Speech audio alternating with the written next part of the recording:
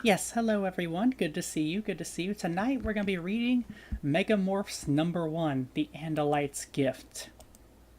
As you can see, the chapters have different narrators, which will certainly be interesting. Also, if the music is too loud or anything, just feel free to tell me. It should be okay, but you never know. Also, if there's any issues, just feel free to tell me that too. So,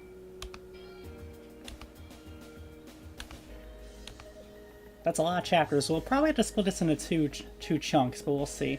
So, Chapter 1, Jake. My name is Jake. Just Jake. No last name, or at least no last name I can tell you. I'm an Animorph. I guess makes me one of the most hunted and endangered species on Earth. The Yerks want me dead. They want my friends dead. And if they knew who I was, and how to find me, I wouldn't stand a chance. That's why I won't tell you my last name. I won't tell you what city or state I live in, because I want to go on living. I want to go on living so I can go on fighting them. Are you one of those people who looks up at a night sky and wonders whether there's life out there among the stars? Do you wonder about UFOs? Whether aliens will come to Earth? Well, stop wondering. The Yerks are here. They're a species of parasites, just little slugs really. Little slugs that crawl on your head and wrap themselves around your brain and make you do whatever they want you to do. When that happens, you stop being a true human being and you become a controller. That's what they call a human who's under control of a Yerk. When you talk to a controller, you may be looking at a human face and hear a human voice, but you're really talking to a Yerk. And they're everywhere. You think you haven't seen them, but you're wrong. The policeman in his patrol car, the clerk at the grocery store, your sister, your pastor, your doctor, any one of them could be a controller. Your mother, your father, your sister, your best friend, they could all be controllers. I know because my brother Tom is one of them. They've taken my brother from me and made him an enemy. I sit at the breakfast table every morning and make small talk knowing all the while that Tom isn't Tom anymore. And they took my best friend's mother. Everyone thinks Marco's mother is dead, but only he and I know the truth. She too is one of them. They're everywhere. They can be anyone. They tear our lives apart and do unspeakable things, and we stand against them alone because only we know the threats. We 6, 5 Animorphs and 1 Andalite. 5 human kids with the power to become any animal we touch, and a kid from our planet looks like some weird mix of a deer, human, and scorpion. The 6 of us against all the might of the Yerks and all the evil genius their leader, Visor 3. Which is why Rachel's about leaving, even for a weekend. Incidentally, I forgot to mention, but this book is sort of number 7.5. It's before the 8th one, but after the 7th one. So they've rescued Axe by now, but they don't really know him yet, and he hasn't got his own book yet either. So I really should have read this back then, but, well, I didn't think it was going to be that important, and I thought I could skip it, but it turns out no. Plus, I really shouldn't have wanted to anyway. I just thought, it's kind of long, and I don't think it's actually canon or something, so, but no, it is. Anyway, we were all together that Friday evening, Marco, Cassie, Tobias, Rachel, and me. Axe wasn't there because he had to change to human form, and he doesn't like being human. I think he feels naked without his tail. So it's just the 5 of us in Cassie's barn, surrounded by all the chattering, snuffling, chirping, preening, and smelly animals in their cages. The barn is also the Wildlife Rehabilitation Center. Cassie's parents are veterinarians. They use their barn to take in sick or injured wild animals. It's just a stupid 2-day gymnastics camp I signed up for a long time ago, Rachel was saying. It's no big deal, something I would have went to, before. Rachel, you should go, Cassie said. Our entire lives can't be fighting the Yerks. We have to try and be semi-normal. I mean, it can't be all danger and battle and fear, right? So go. But for now, help me lift this crow's cage. He's going on that shelf. Cassie's trying to get us help clean up the barn. We used to get together, so in a few places we can meet with Tobias. He can't exactly go to the mall. Crow, Tobias said, and Bob speak we only heard in their minds. I can't believe you're saving a crow. I hate crows. You know I probably got that broken wing? Trying to mob a respectable hawk, that's how. Crows are total punks. Tobias is perched high in the rafters of the barn. From there he could fly in and out for the hayloft. He's a red-tailed hawk. Actually in his mind, and his soul he's human, but the power of morphs is a terrifying downside.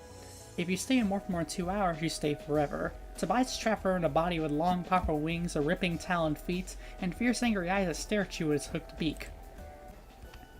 You'd never guess that he's once such a gentle guy. I guess he still is that guy, but he's also a hawk. Yeah, I'm looking at you, Crow, he said in mock threat. Obviously, Crow didn't understand Thoth's speech. Cassie smiled. Tobias, I promise you release and will take him far from your territory. I already told Melissa Chapman I wasn't going, Rachel said, going on her own topic. She went up to camp this afternoon right after school. Marco had been laying back in a bale of hay, stared at the ceiling stab and says, Rachel doesn't think we can survive without her for 2 days.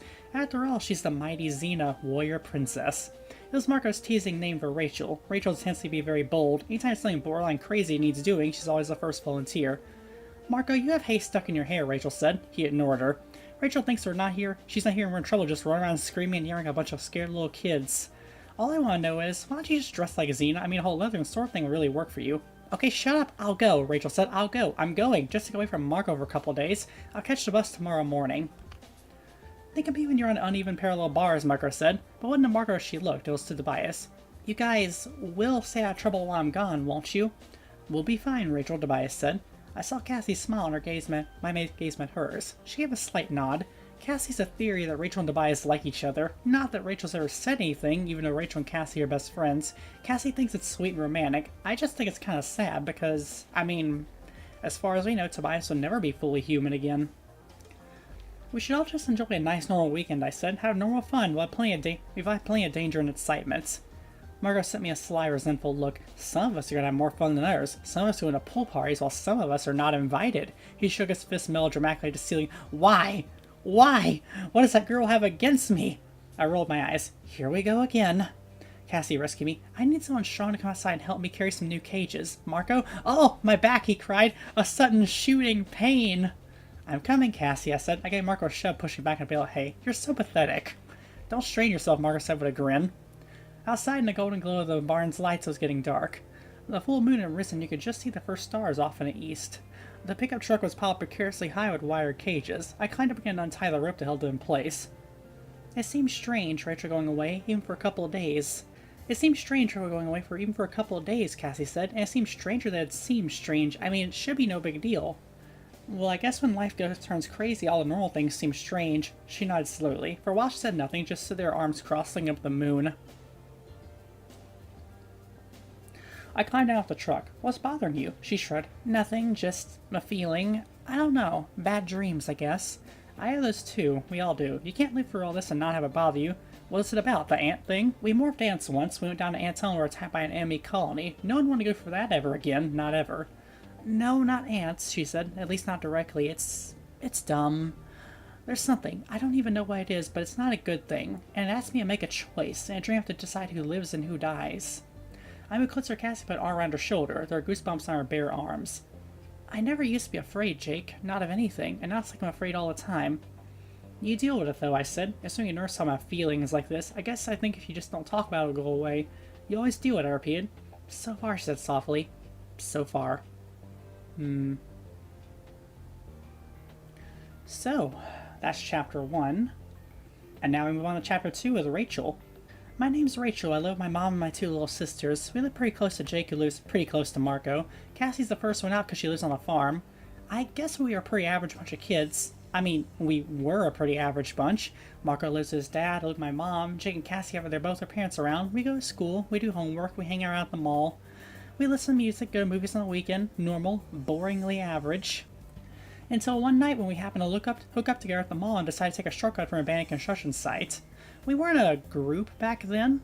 Jake was my cousin, but we didn't really see each other except at school. Cassie was my best friend, I had been for a long time, but Marco is just Jake's friend, not mine. And Tobias is this guy that Jake felt sorry for because he came from some messed up home and got picked on. That's Jake. When he sees some guy getting his head stuffed in a toilet, he's gonna stop it. He isn't a big tough guy or anything, it's just when he tells you in that calm, reasonable voice to stop picking on someone, you stop. You just do. He's sort of the one in charge. It's not something he ever wanted, it just seems natural for him to take over. Not that he's at his own level of stupidity. I mean, he was right there with us, one for an isolated, abandoned construction site at night. That wasn't the smartest thing we ever did. But the way it turned out, the real danger at night was not some mad slasher. It was from a totally unexpected direction. See, that's where the damaged Andalite spaceship landed, right in that construction site, where we saw our first alien, where we learned about the Yerk threats, and that's where the Andalite Prince Elfangor gave us our power to morph. And that's where Elfangor died, too. We watched it happen. That brave, decent, kind creature got murdered by Visitor 3, murdered for trying to protect the people of Earth. Well, anyway, that's when we became a group. It was Marco who came up with that name for what we are. Animorphs. A person who can morph animals. The Andalite left us the burden of finding the Earth and gave us that one weapon. Like all weapons, it has dangerous even those who use it for a good cause, just ask Tobias. But it is an awesome power. We've done some damage to Yerks, and to be honest, sometimes the morphing power is just plain fun. Right now, though, my normal life was calling. It was already getting warm by the time I walked over to school the next morning. The bus to the camp was due to come at 11. I got to school an hour early. I stepped on the sidewalk in front of the school and checked my watch. The sun was climbing fast, so you could tell it's going to be a really hot day. I smiled. It'd be a good day for flying. I crossed the athletic field and headed for the woods behind the school. I want to check in on Tobias before I left. It's no big thing. Just kind of take care of stuff Tobias needs. I bring him books sometimes, things he can't get in the woods. But Tobias isn't always an easy guy to find, especially in the morning when he's likely to be out hunting. I knew I needed great eyes and speed to find him so I get back in time. It's funny how it never occurred to me that I was in a really dangerous position. See, my mom and my friends all thought I was going to camp. They wouldn't expect to see me for a couple days, but the camp people didn't think I was coming, so they wouldn't expect to see me either. But none of this occurred to me. I mean, after all, what I have to worry about? Little did I know. So I entered the woods, put my outer clothing in my bag, hid beneath some low-lying bushes, and took a quick look around to make sure I was alone. Then I began to morph. I focused on one of the many animals whose DNA is inside me. Every morphing is unique. The changes never happen the same way twice. This time the first thing I changed my mouth. My lips grew hard and stiff, and when I rolled my eyes down, I could see my mouth become bright yellow and bulge outward. As that happened, I started to shrink. The pine needle-covered ground came up toward me as I lost a foot of height in a few seconds, and then another foot. And the strangest thing, though, was my skin. The flesh of my bear's arms started to melt like candle wax. It melted and ran together and formed intricate patterns like a tattoo of feathers. Suddenly, a painted feather patterns are no longer just designs. Actual feathers emerged. The feathers are dark brown except for the ones that replace my blonde hair and the skin of my face and neck. The feathers are all snowy white. By the time the morph was complete, I only stood on 2 feet tall. My feet had split open and formed yellow talons, each of which ended in a wicked curved claw. My arms rose up horizontal, long feathers sprout from me as my solid, heavy human bones came hollow and light. It just took a few minutes for the transformation to be done. I was no longer human. I was a bald eagle. I turned to face the breeze over my wings. They stretched 6 feet from tip to tip. I felt the wind pressing against my feathers, stretching my muscles. I flapped a few times, and then I was airborne. I drew my talons up snug against my body. I flapped and rose, flapped more, and soared over the trees. The top branches reached for me, but I missed. I flapped still more and caught a good strong headwind, like an invisible wedge that forced me up. Up and up, I rose till several hundred feet above the treetops. I could see a school down below, could see a bus parked in an empty lot, and being an eagle, I could see a great deal more. Looking for the eyes of an eagle is like having built-in binoculars. From hundreds of feet in the air, I could see field mice just poking their noses out of holes. I could see ants crawling on trunks of trees. I looked down through the water of a stream and see tiny fish feeding. I could see everything like no human ever will. I turned toward deeper woods where Tobias lived. Maybe it was something better than flying free high above the trees, riding the wind, but I doubt it. It was freedom beyond any dream of freedom. I loved it. And for all the pain that came from the war of the earth, I swore sometimes just being able to fly makes it worthwhile.